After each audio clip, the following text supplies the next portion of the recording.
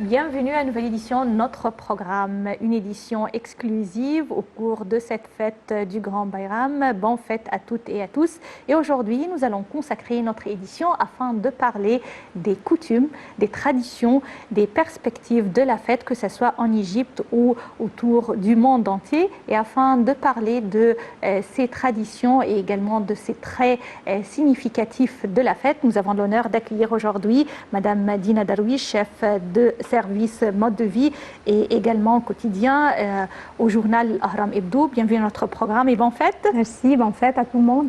Et avant d'entamer notre discussion avec vous, nous allons regarder ensemble un reportage qui parle de la fête. Et bien sûr, la fête du Grand Bayram est associée à un des piliers de l'islam. Il s'agit bien sûr du Hajj, et le Grand Bayram est une fête de l'immolation et se rattache également essentiellement au pèlerinage. Et bien sûr, ça commence, le rituel commence le 10 au cours du mois de Zulhijja et dure pendant 4 jours. Afin de mieux savoir plus sur ce pilier de l'islam, le Hajj ou le pèlerinage, Salih Hamed et Yara Choucha vont nous parler du sujet. Let's enjoy this happy day. Eid Mubarak, come on, let's celebrate. Eid Saeed, let's enjoy this happy day. Eid Mubarak, come on, let's celebrate, celebrate. Let's celebrate. Allah, Allah, thank you for this day. Le Hajj est une obligation à réaliser par tout musulman au moins une fois dans sa vie, à condition qu'il satisfait un certain nombre d'exigences. Au matin du 9e jour du mois de Zulhijja, le pèlerin se rend sur le territoire de Arafat et consacre ce jour en prière, imploration et invocation adressées à Allah le Tout-Puissant. Le prophète Mohammed, à lui bénédiction et salut, a dit « La meilleure prière en ce jour de Arafat est la meilleure parole prononcée par le musulman et par les prophètes, et pas de divinité si ce n'est qu'Allah, l'unique sans associé. Il détient la royauté, à lui revient toute louange et il est tout puissant sur toute chose. » Cette station à Arafat est une base essentielle de validité du pèlerinage. En cette journée, le pèlerin prie par les paroles de son choix en demandant à Allah le Tout-Puissant les faveurs terrestres et célestes et sollicitant ses grâces pour sa vie et sa religion, pour lui, ses proches et tous les croyantes et croyants. Après le coucher du soleil, tous les pèlerins refluent vers Muzdalifa dans le calme et la sérénité, où ils prient puis vont ramasser plusieurs dizaines de petits cailloux de la taille d'un pois chiche qui leur serviront pour la lapidation à Ména. Cette fête marque l'assujettissement du prophète Ibrahim à l'ordre du Dieu, le Tout-Puissant, en étant prêt à sacrifier son fils Ismaïl à Dieu. Mais vu sa foi parfaite, il était récompensé en changeant son fils par un mouton. La fête de sacrifice se célèbre le 10 du mois de Zulhijja. Chaque année, cette festivité indique la fin du Hajj. Elle est commémorée après la station sur le mont Arafat. La commémoration de Eid al-Adha est réalisée par chaque famille en égorgeant un mouton ou un bélier étendu sur le côté gauche et la tête adressée vers la Mecque. Le mouton doit ensuite être partagé en 3 parts égales, une pour la famille, une pour les voisins et amis, la dernière composée des meilleurs morceaux étant réservée aux pauvres. Cette fête, qui est plus qu'un simple événement religieux, est l'occasion pour se rencontrer avec la famille et les proches. Elle est aussi synonyme de partage et de générosité envers les pauvres et les nécessiteux.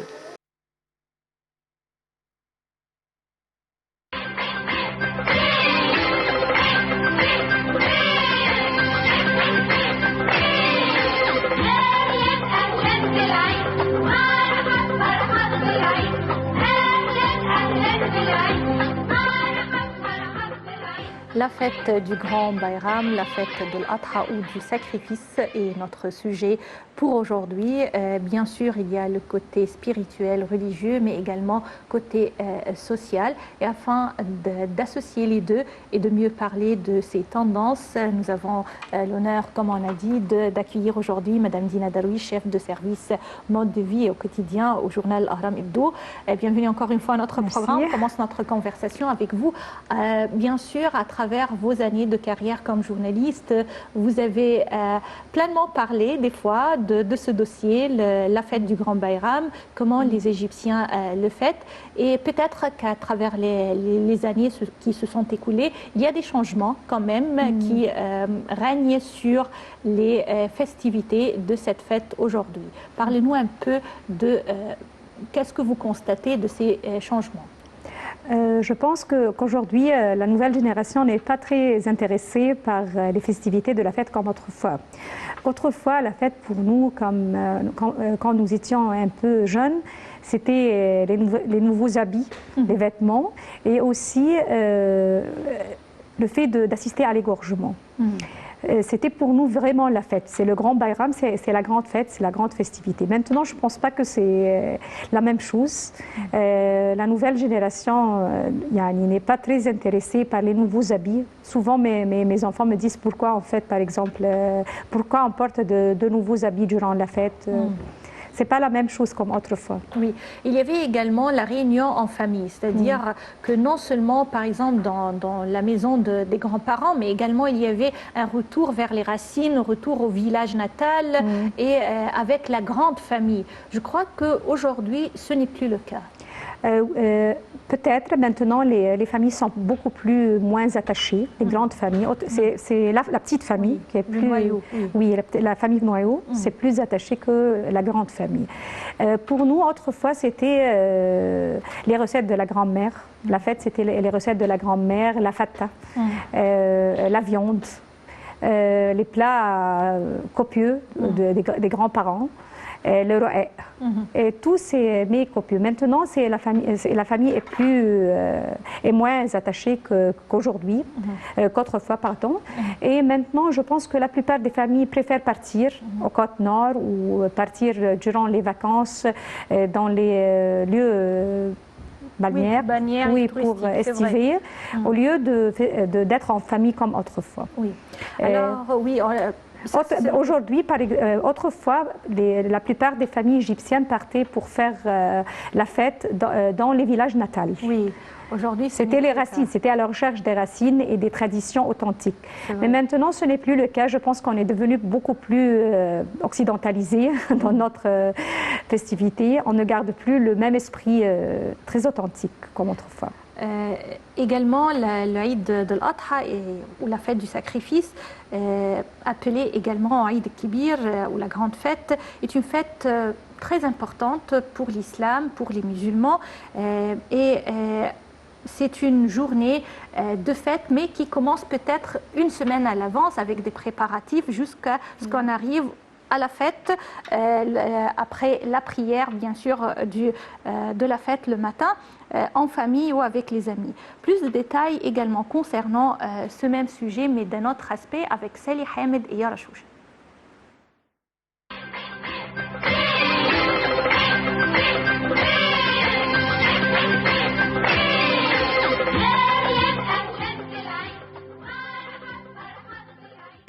L'aspect le plus important pour toutes les familles égyptiennes est de nettoyer et décorer les maisons pour accueillir les proches et les invités lors de Eid al-Adha. L'achat de nouveaux vêtements est aussi l'un des aspects les plus importants de la célébration du Eid pour les Égyptiens. Accomplir la prière de Eid al-Adha ou la fête du sacrifice, où tous les musulmans tiennent à accomplir la prière et à se rendre aux mosquées pour prier. À l'aube du premier jour de l'Eid, les citoyens portent de nouveaux vêtements et commencent à affluer pour effectuer la prière de Eid, et après la prière, ils échangent leurs salutations ainsi que leur intention d'abattre les sacrifices. La fête a toujours ses propres rituels sociaux auxquels les Égyptiens tiennent depuis des siècles. Les échanges de visites entre parents et les proches, ils peuvent emporter des cadeaux et les échanger entre eux. Des plats essentiels sont consacrés à cette fête, des plats de la viande et du riz. C'est l'une des plus importants plats égyptiens du Eid. Les jardins, les parcs, les cinémas, les pyramides, le zoo sont les destinations des Égyptiens pour passer les vacances de la fête. Let's enjoy this happy day. Eid Mubarak, come on, let's celebrate. Eid Saeed, let's enjoy this happy day. Eid Mubarak, come on, let's celebrate. Bien sûr, la fête du Grand Bayram a un côté spirituel très important puisque au cours de la fête du Grand Bayram, c'est le pèlerinage, un des piliers de l'islam. Afin de parler de l'importance de ce pilier et de l'importance qu'accordent les musulmans à la fête du Grand Bayram, nous avons contacté par téléphone Dr Sami Mandour, professeur à l'université Al-Azhar. Bienvenue à notre programme, Dr Mandour. Bonjour. Alors, bonne fête également à vous. Et on parle aujourd'hui de l'importance spirituelle de la fête du Grand Bayram. Pourquoi cette fête a cette très grande importance pour nous et pour tous les musulmans? Oui, au début, félicitations à l'occasion de la fête à tous les musulmans dans les 4 coins du monde. En effet, la grande Bayram, ou bien la fête du sacrifice, Al-Eid al-Kabir, comme on le dit en Égypte, est importante pour les musulmans en particulier. Surtout, ça correspond plutôt en plus au pèlerinage, à l'occasion du pèlerinage. Donc là, il y a les pèlerins là-bas à la Mecque qui font les rites de pèlerinage. Et nous, ici, en Égypte et partout dans le monde musulman, en fait, le Grand Bayram, on fait d'abord, vous avez quand même les 10 premiers jours de Dhul Hijjah, comme les pèlerins là-bas à la Mecque font toujours les rites de pèlerinage à partir le premier jour de Dhul Hijjah. Nous aussi, dans ces 10 premiers jours, on commence aussi à faire d'actes d'adoration, d'actes de dévotion, en essayant d'obtenir la satisfaction d'Allah, Inch'Allah subhanahu wa ta'ala. Mais en même temps, si vous devez faire des actes de dévotion et d'actes d'adoration, on peut quand même, en tant que musulmans, essayons de faire d'actes de bienfaisance à l'égard des autres dans la société. Donc ça sera une bonne occasion pour les musulmans dans la société musulmane de se coopérer, de se rapprocher, de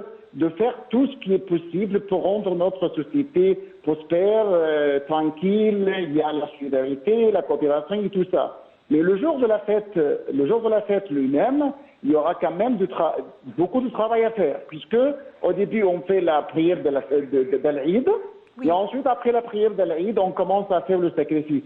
C'est-à-dire ceux qui ont déjà le moyen pour sacrifier, pour égorger un mouton ou quelconque de troupeau. Donc dans ce cas-là, ils commencent à égorger dans le premier jour et peut-être aussi dans les 2 jours qui viennent. Oui. Donc là, c'est un symbole aussi, un symbole de sacrifice, et en même temps, c'est quelque chose qu'on doit donner aux pauvres, pas seulement aux pauvres, puisque normalement on partage le sacrifice en 3 parties, une partie pour la famille, une partie pour les amis, on fait des cadeaux, et une autre partie pour les pauvres. Donc là, ça donne un symbole de solidarité sociale, d'unité sociale et de coopération entre les différents membres de la société. Donc l'Eid doit être une bonne occasion pour les musulmans dans le monde tout entier de se rapprocher, de se réunir, de se regrouper, de faire en sorte qu'ils doivent régner la sécurité et même la solidarité, la coopération à l'intérieur de la société musulmane. Oui. Docteur Sami Mandour, vous êtes professeur à l'université de Al-Azhar. Je vous remercie infiniment pour ces explications. Retour encore une fois à notre invitée au studio, Madame Dina Darwish, chef de service mode de vie et quotidien au journal Ahram Hebdo. Basé sur votre expérience personnelle, vous avez déjà accompli le Hajj. Oui. 2 questions alors concernant ce sujet. Point de vue, la décision elle-même d'accomplir ce pilier de l'islam. Des fois, les jeunes veulent bien ajourner ce pilier en disant que ça c'est fait pour les plus âgés. Alors premièrement, prendre la décision de le faire, comment ça s'est passé. Deuxième chose, est-ce que votre vision de la fête du Grand Bayram et de la philosophie de la fête du sacrifice a changé avant et après le Hajj?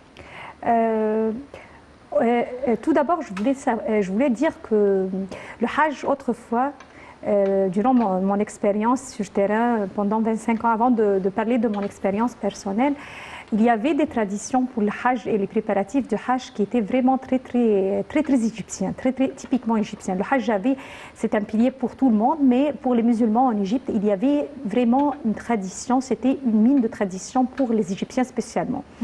On a beaucoup travaillé sur, par exemple, le graffiti et les festivités pour le Hajj dans les provinces et dans les villages égyptiens. Comment un simple paysan pourrait faire des économies pendant toute sa vie pour partir dans ce voyage sacré. Oui. Et comment tout son entourage tente de célébrer cet événement grandiose avant son départ, par les dessins, par les mets, par tous les aspects de festivité. Enfin, le Hajj avait toujours, bien que c'est un pilier de l'islam, il y avait toujours sa particularité égyptienne. Oui. Personnellement, je savais bien sûr que la plupart des gens préféraient partir à la Hajj à un âge un peu avancé parce qu'ils avaient besoin, on avait dans la culture un peu ancré dans la culture qu'on devait faire tous les vices valables avant de partir à Hajj parce que le Hajj, tu sais, il efface toute, c'est une expérience qui devient beaucoup plus mûr et parce que parfois, il y a des gens qui me disent, j'ai trouvé des gens, ils préfèrent remettre le Hajj parce qu'ils préfèrent faire tout un parcours de vie, terminer tous les vices valables avant de partir à Hajj. J'ai trouvé des gens qui me disaient ça, mais ça, c'est pas juste, bien sûr. Oui. Mais je pense que qu'on remet le départ pour le Hajj parce qu'il a besoin maintenant d'énormes sommes d'argent. Oui. Je suis partie à Hajj, j'avais 30 ans déjà, j'étais très jeune. Et j'ai pris le conseil du prophète, c'est-à-dire partez au pèlerinage avant que vous n'ayez pas plus tard la capacité de partir. Enfin, j'ai préféré de partir jeune. Oui. C'était le voyage spirituel vraiment inoubliable pour moi. C'était une expérience très spirituelle, une conférence pour tous les musulmans de partout, où toutes les différences se sont anéanties. Un événement vraiment très socialiste. C'est-à-dire, il n'y a pas de pauvres et de riches, il n'y a pas de noirs ou de blancs dans ce Hajj. C'était une conférence où on partait au bon Dieu, tout avec le même vêtement, avec la même tenue, à la même destination. Enfin, c'était vraiment un événement grandiose et très particulier et très socialiste pour montrer que nous sommes tous égaux devant le bon Dieu. Il n'y a aucune différence. Pour moi, c'était le sentiment que j'avais accueilli pendant le Hajj et vraiment cette expérience avait beaucoup d'impact sur ma personnalité. Plus tard, à chaque Grand Bayram, je rêve de partir à la Mecque pour refaire cette expérience inoubliable. Et est-ce que la façon de fêter le Grand Bayram pour vous est actuellement différente qu'avant le Hajj? Est-ce que vous avez ajouté d'autres coutumes, d'autres traditions? Oui, parce que autrefois je ne voyais pas les événements du Hajj sur la télévision. Je ne ressentais pas les mêmes rituels.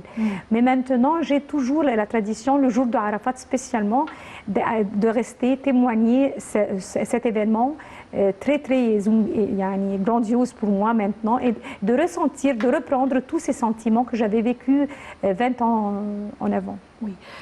Vous avez parlé que le pèlerinage ou le Hajj à la Mecque, nous sommes tous égaux au cours de cette occasion. Toutefois, les musulmans autour du monde, peut-être fêtent-ils l'occasion à leur pays natal d'une façon différentes d'un pays à l'autre. Afin de parler de ce sujet, je vous invite à regarder avec moi ce reportage parlant de tous les musulmans à travers le monde qui fêtent Eid al-Adha et chaque pays a ses rituels concernant la fête du sacrifice, une célébration religieuse mais également associée à une variété de rites selon chaque pays. Sally Hamed et Yara Choucha vont nous parler de ça. Eid Saeed, let's enjoy this happy day. Eid Mubarak, come on, let's celebrate.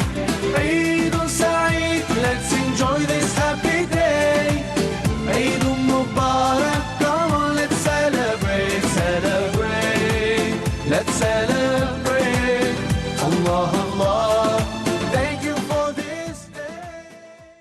Eid al-Adha est nommé le Tabaski au Sénégal et dans les autres pays d'Afrique de l'Ouest francophones, Guinée, Mali, Côte d'Ivoire, Bénin, Burkina Faso, Togo, Niger, Cameroun et également au Nigeria. En Afrique du Nord, il est appelé Tafaska chez les Maghrébins de tradition amazigh, tandis que les autres berbères arabophones utilisent le nom arabe. En Turquie, il est appelé Kurban Bayrami et dans les Balkans, Kurban Bajram. Dans les régions du monde où il n'y a pas de mouton, celui-ci peut être remplacé par une chèvre. Plusieurs pays européens organisent des abattages dans des abattoirs classiques ou mobiles afin de permettre d'assurer les meilleures conditions sanitaires d'abattage. Les 10 premiers jours de Zul Hijja qui précèdent Eid al-Adha ont une grande importance puisqu'ils sont destinés à motiver et à encourager les musulmans pour faire plus des actes d'adoration avant la fête. Les gens planifient des rencontres avec leurs proches et amis pour célébrer l'occasion.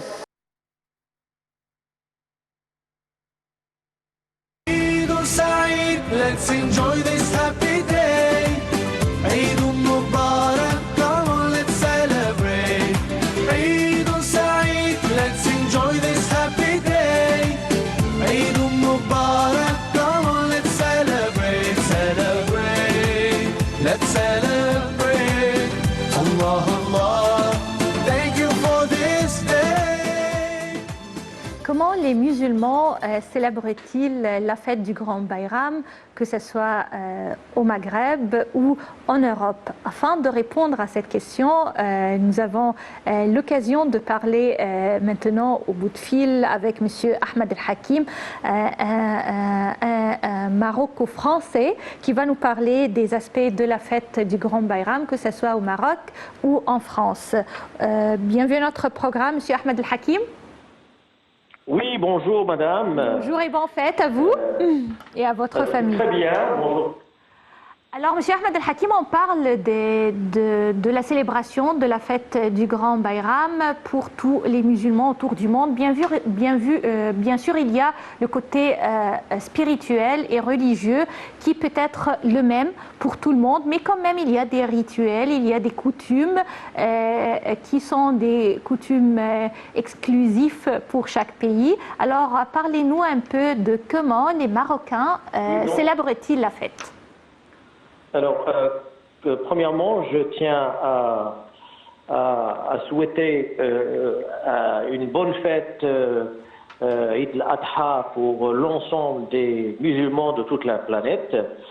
En ce qui concerne la fête de Eid al-Adha au Maroc, qui est cette année qui coïncide le 12 août, c'est-à-dire le lundi prochain, parmi les choses ou les habitudes au Maroc, c'est le matin, c'est pas les habitudes, c'est des sunnas. Le matin, en fait, là, c'est la salat, la prière de l'Aïd. Et puis après la prière de l'Aïd, donc c'est le sacrifice après, donc c'est l'Aïd. Et puis après, donc en fait, là, c'est l'invitation de toute la famille, c'est des familles qui se rendent visite d'une manière directe et c'est l'occasion. Par exemple, au Maroc, c'est une fête très importante parce que c'est la seule période où les gens, la plupart des ouvriers quittent leur travail pour aller célébrer cette fête avec leur famille. Et c'est la seule période où ils restent un petit peu plus longtemps avec leur famille, c'est-à-dire un minimum 2 semaines. Oui. Donc il y a 2 semaines où il y a presque 2 semaines.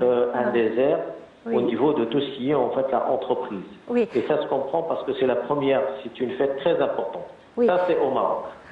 Avant de quitter le Maroc, je voudrais savoir également les coutumes gastronomiques pour cette fête. Les coutumes gastronomiques, il y a tout ce qui est Tout ce qui est viande. Les repas. Le Maroc il est très connu avec sa cuisine qui est basée sur une diversité en fait là de choix. Oui. Il y a bien sûr les meshouis, il y a le kebab, il y a boulfat, c'est ce qu'on appelle des boulfat, c'est-à-dire les morceaux de foie entourés de graisse de mouton et qui sont grillés. Il y a donc en fait là ça il y a le midi en fait là c'est un gigot qui est préparé. Le lendemain au petit déjeuner en fait là vous avez la tête du mouton qui est cuite d'une manière à la façon marocaine. En fait là c'est chaque jour vous avez un repas typiquement en fait là traditionnel marocain. Oui. Et si on part maintenant pour la France, également, vous avez bien sûr célébré la fête du Grand Bayram en France. Je voudrais savoir la différence. Comment, pour un musulman vivant en Europe... La différence, c'est l'ambiance. La différence, il y a en France, bien sûr, vous célébrez la fête, il y a bien sûr la famille, mais vous êtes dans un environnement spécial. Parce que voilà, enfin, c'est pas tout le monde qui célèbre. En fait, il y a bien sûr les gens qui peuvent prendre leur journée de l'Eid, mais le lendemain, en fait, là, tout le monde retravaille. Ou vous prenez carrément votre semaine de congé pour essayer de célébrer et d'être avec la famille. Mais sinon, en fait, c'est pas la même ambiance. Au Maroc, c'est tout le monde, dans chaque endroit au Maroc, il y a sa spécificité, et tout le monde part pour la fête avec la famille. C'est une fête qui est beaucoup plus pour la famille. Pour la famille. En France, c'est la communauté peut-être musulmane qui célèbre ensemble la fête. Oui, la communauté. En France, c'est la communauté musulmane qui célèbre, chacun avec sa tradition. Les Maghrébins se reprochent plus ou moins au niveau de leur tradition, et les autres nationalités, ils font à leur manière. Il y a même probablement des nationalités où ils font pas, ils font la fête, mais ils font pas le sacrifice, c'est-à-dire le mouton. Enfin, il y a des contraintes quand même en ce qui concerne le sacrifice dans plusieurs pays de l'Occident, n'est-ce pas? Exactement, exactement, on peut constater ça. Mais en général, en fait, on le voit parce que je veux dire, en fait, là maintenant, c'est affiché d'une manière claire et nette. En Occident, en fait, là, on respecte et on continue à respecter la tradition. Et on voit dans des pays tels que l'Angleterre, les pays anglophones d'une manière générale, c'est-à-dire le respect carrément des coutumes et des traditions et des religions des autres. Ça, on commence à le voir, mais de plus en plus en Europe. Et dans le reste du monde d'ailleurs, en fait. Là. C'est un respect à la religion, un respect de l'individu, un respect de la diversité, parce que justement, en fait, là, cette fête-là, elle s'inscrit dans le cadre de la diversité, c'est connaître le temps proche, culturellement, et puis pourquoi pas participer avec lui lorsqu'il vous invite. C'est une fête aussi, on invite non seulement la famille et les autres, les amis, ça peut être les gens de confession musulmane ou d'autres. C'est ça en fait la fête aussi en Europe, en France ou en Europe d'une manière générale. Oui. Monsieur Ahmed El Hakim, merci bien de nous avoir parlé de la célébration de la fête du Grand Bayram, que ce soit au Maroc ou en France. Merci bien et bonne fête. Retour encore une fois à Madame Dina Darwish, notre invitée pour aujourd'hui, afin de parler des coutumes de la célébration de la fête du Grand Bayram en Égypte. Vous avez mentionné par exemple les graffitis qui se trouvaient sur les maisons, surtout dans les villages, pour accueillir les pèlerins, parce qu'on est très fiers que cette maison abrite un pèlerin qui va retourner de la Mecque par exemple. Monsieur Ahmed El Hakim a mentionné que c'est une fête entre amis. Ici en Égypte également, c'est une occasion de célébration non seulement pour les musulmans, mais également les chrétiens musulmans, les chrétiens égyptiens, pardon, fêtent avec les musulmans la fête, avec les mêmes traditions, avec les mêmes sorties, et peut-être un échange dans les quartiers populaires de plats traditionnels entre les voisins par exemple. Est-ce que vous avez une fois fait une enquête ou un reportage concernant ces aspects? Oui, mais ce n'est pas pour le Grand Bayram seulement, c'est pour toutes les festivités. C'est ça le charme de l'Égypte, parce qu'en fait, souvent ensemble. Et même, il y a des fêtes chrétiennes où on célèbre ensemble aussi. C'est ça, cet échange de culture, c'est ce qui donne à l'Égypte son charme et sa particularité. Mais en principe, la fête, du Grand Bayram, c'est la fête de la viande. Enfin, c'est ça ce qu'on fait ensemble, on mange ensemble. On mange ensemble, c'est vrai. Et également, je crois que vous pouvez nous parler quand même des aspects de la célébration de la fête du Grand Bayram dans d'autres pays arabes et musulmans, à constater par vos voyages ou en côtoyant des collègues qui venaient de ces pays. Pour mes collègues algériens, par exemple, ils me disent que c'est la même chose, on égorge. Souvent, ce n'est pas le chameau ou ni le veau, ni la vache comme en Égypte, ou un veau, mais on égorge souvent le mouton.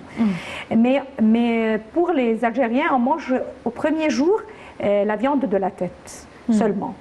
Et on laisse le mouton pour le lendemain, on ne le mange pas tout de suite. Et puis on consomme la viande du mouton le deuxième jour de la fête. Ce n'est pas le premier jour. Mais est-ce qu'ils ont des plats comme nous, c'est-à-dire la fatasserie avec pain, avec sauce, de l'ail et tout, ou c'est typiquement égyptien? Non, la plupart des mets préparés pour cette fête, c'est à base de la viande, comme on vient de dire. Mais je pense que la chose la plus importante pour les Algériens, selon les histoires de mes collègues et les témoignages de mes collègues, c'est l'ahmet el-ras, la viande de la tête. C'est vrai, moi, c'est la première fois que j'entends parler de l'importance de la tête du mouton au cours de la fête. La viande de la tête est souvent consommée le premier jour. J'ai entendu parler du foie, par exemple, mais la tête, ça, c'est... Non, c'est le premier jour de la fête, on consomme souvent l'ahmet el-ras. C'est comme en Égypte, c'est pas la même chose. Oui, moi je ne savais pas qu'en Égypte on consommait la tête du mouton le premier jour. Non, c'est pas le premier jour, c'est en Algérie on fait ça le premier jour, on consomme l'ahmet el-ras. Mais on consomme le reste du mouton le lendemain, parce qu'ils ont une impression que c'est mieux de laisser la viande. Ce qui est vrai, on ne le mange pas tout de suite. Dégustant la viande le deuxième jour, c'est pas le même goût que le premier jour, je crois. Elle est très fraîche, elle est très fraîche. La viande le premier jour. C'est vrai.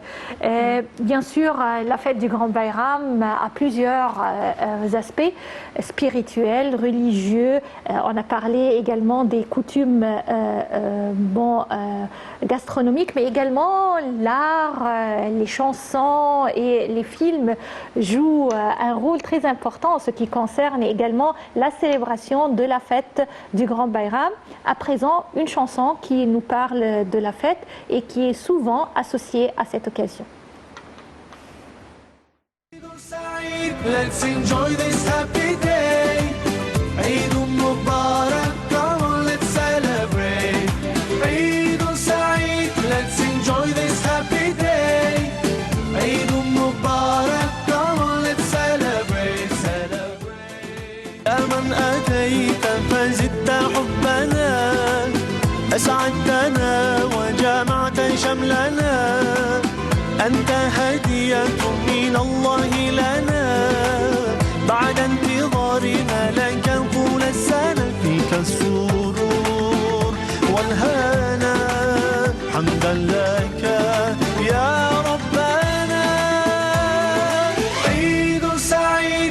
enjoy this happy day. Eid Mubarak, come on, let's celebrate.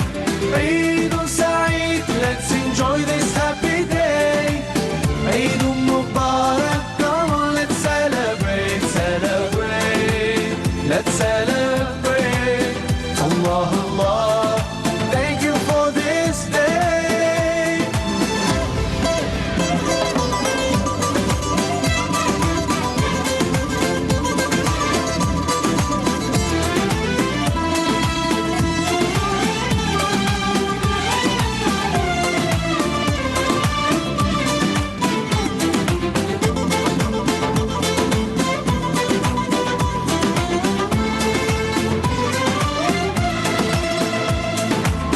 Feeling so good, smiles and greetings everywhere.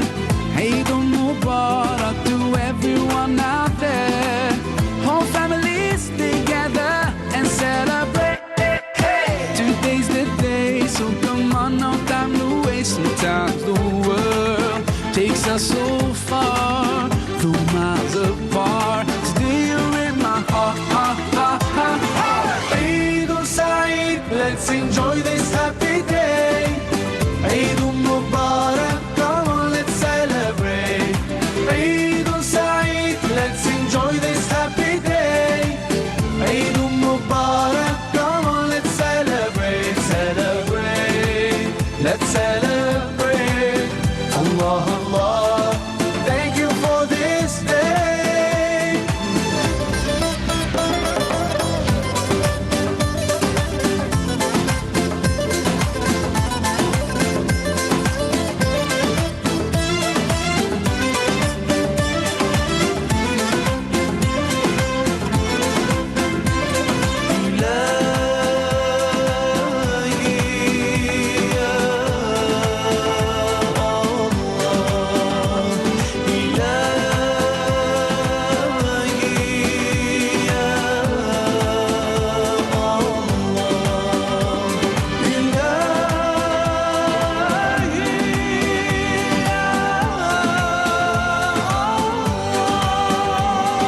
Eid Saeed, let's enjoy this happy day. Eid Mubarak, come on, let's celebrate. Eid Saeed, let's enjoy this happy day. Eid Mubarak, come on, let's celebrate. Eid Saeed, let's enjoy this happy day. Eid Mubarak, come on, let's celebrate. Eid Saeed, let's enjoy this happy day. Eid Mubarak, come on, let's celebrate, celebrate. Let's celebrate. Allah, Allah, thank you for this day. La fête du Grand Bayram, non seulement pour accomplir un des piliers de l'islam qui est le pèlerinage, non seulement une occasion pour rencontrer toute la famille, mais également c'est une occasion afin que la société civile joue un rôle important pour toute la société. Aujourd'hui avec nous, Madame Dina Darwish, journaliste, chef de service mode de vie quotidien, va nous parler également du rôle de la société civile. Au cours des fêtes, au cours du mois du Ramadan, la société civile, les organisations non gouvernementales essayent de jouer sur le terrain un rôle important pour que tout le monde soit heureux au cours de cette occasion. Mais ce rôle s'est accentué au fur et à mesure des années avec peut-être des vagues de récession économique qui ont frappé tous les pays du monde, et de plus en plus on voit que la société s'appuie sur ces organisations non gouvernementales et sur le rôle de la société civile. Comment vous constatez-vous ce rôle? Je vois que c'est un bon point. Il joue un rôle très important maintenant, les organisations non gouvernementales, spécialement dans le fait d'organiser l'aumône, d'organiser la distribution de la viande. Comme on le voit chez l'Arabie Saoudite, il y en a plein de pèlerins là-bas pour organiser la distribution de la viande. Les ONG rentrent en jeu pour organiser la distribution de la viande et son accès aux plus pauvres et plus démunis, même si c'était pas en Arabie Saoudite, ailleurs, à l'étranger.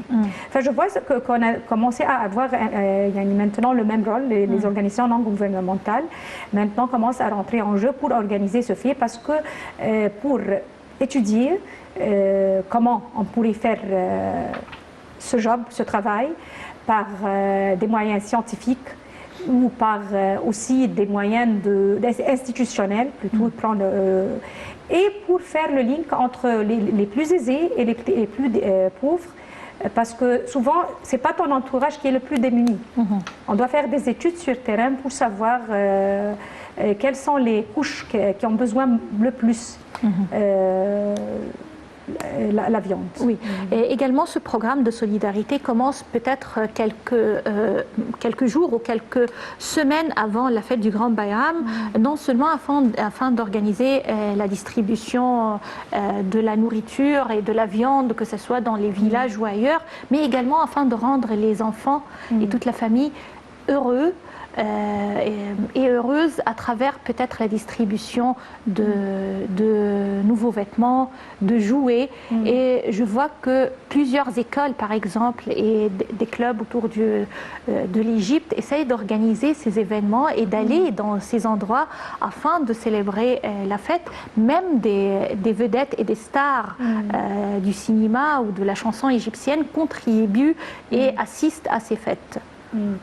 C'est très bien, bien sûr, la participation de toute la société parce qu'on est censé, le jour de la fête, rendre heureux toutes les personnes qui sont démunies et toutes les personnes. Enfin, je pense que ce sont des initiatives très, très bien appréciées, très, très bien estimées. Et même si des stars ont commencé à faire ce rôle, c'est très, très bien. Et on n'avait pas parlé d'un des rituels de la fête, c'est l'Aïdeya. Ce sont les donations en famille pour les plus jeunes. Et également, des fois, même à mon âge, si je reçois des fois de la monnaie qui vient de sortir de la banque, 10 livres ou 20 livres, ça me rend heureuse de recevoir cette somme, et que c'est un des aspects de la célébration de la fête du Grand Bayram ou du Petit Bayram également. Selon vous, pourquoi ces coutumes existent-ils jusqu'à maintenant? Il y a des gens qui disent que l'Aïdeya, c'est pour le petit Bayram, c'est pas pour le grand Bayram. Le grand Bayram, c'est la fête de la viande. C'est pas la fête de l'Aïdeya. La fête de l'Aïdeya, c'est le petit Bayram, c'est le Bayram, c'est pas le grand Bayram. Mais ça existe parce que je pense que c'est une sorte de solidarité sociale en famille. Oui. Les plus grands essayent de rendre heureux les plus petits, parce que c'est selon la sunna, nous sommes censés rendre heureux toute personne durant la fête. Nous sommes censés aussi ne pas, même les plus démunis, nous sommes censés de ne pas les obliger de demander de l'aumône ce jour-ci. Ils doivent être heureux et ne doivent pas demander l'aumône. Enfin, tu dois prendre l'initiative toi-même de les empêcher de demander un aumône le jour de la fête. Mais je pense que l'Aïdeya, c'est une sorte aussi de solidarité sociale en famille, une sorte de festivité, pour que les enfants et les moins âgés célèbrent comme il le faut et achètent ce qu'ils veulent durant la fête. Et nous avons avec nous au bout de fil Madame Hana Amer, tunisienne, qui va nous parler des aspects de la fête du Grand Bayram en Tunisie. Bonjour. Bonjour, comment allez-vous? Ça va, Madame Hana Amer, bonne fête. Et si on parle des rituels de la célébration de la fête du Grand Bayram en Tunisie, comment on célèbre cette fête? On la commence assez tôt. Une semaine ou 10 jours avant, on choisit le mouton ou le bouc, c'est-à-dire le bas de la chèvre qu'on va égorger le jour de la fête. On bien avant. Et puis on achète les habits de l'Aïd, aussi les parents et les enfants sont dans les marchés et les souks pour en acheter.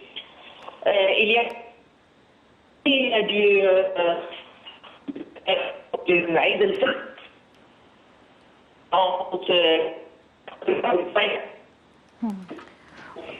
Oui, je crois qu'on a... particulière, on prépare on fait partir l'intestin du mouton avec de la viande et des morceaux avec de la viande et du persil, des blettes, de l'ail, des oignons, ce qu'on appelle un sben, yani. Ça aussi, on le prépare à la veille pour que le matin tôt, les gens vont à la mosquée pour prier.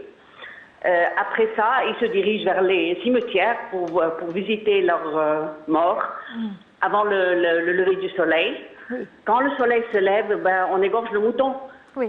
Et puis, il y a un tiers qui va à la famille, et puis, les autres, comme le dit la sunna, ça se divise et ça se partage entre les gens. Les plus proches et puis les plus loin. Oui, Madame Hana Aemer, vous avez parlé des coutumes de la célébration de la fête en Tunisie. Je vous remercie infiniment.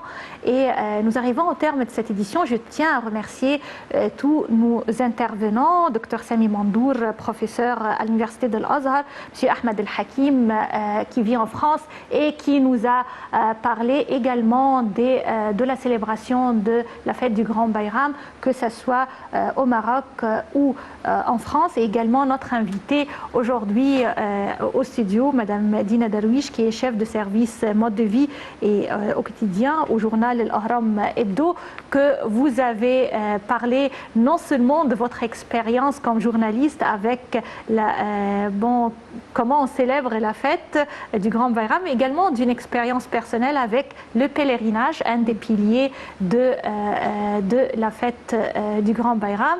Et rien pour terminer cette édition de célébration de la fête de l'Adha, la fête du sacrifice du Grand Bayram, que terminer avec une chanson dédiée de la part de toute l'équipe pour aujourd'hui, afin d'également parler un peu du côté spirituel, côté religieux de la fête du Grand Bayram.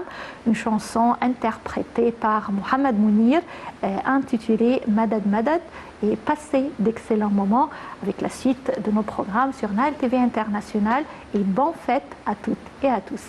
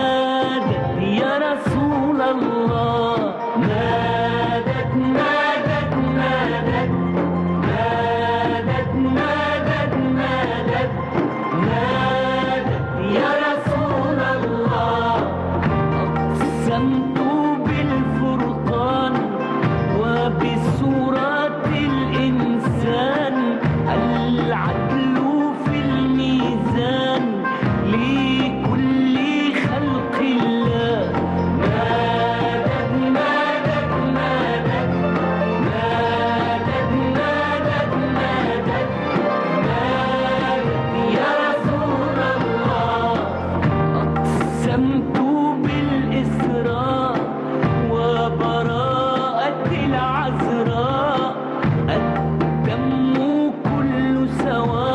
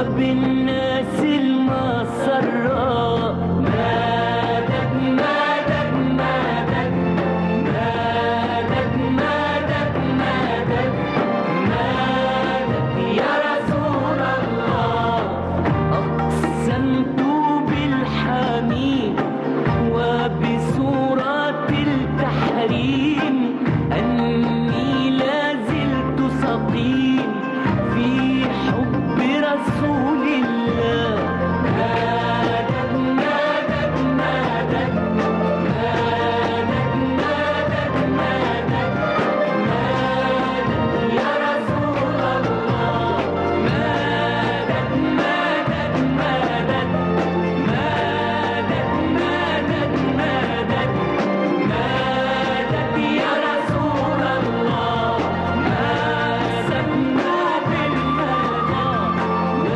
وبسورة الإنسان ما عدلوا في الميزان أقسمت بالإسراء وبراءة العذراء الدم كل سواء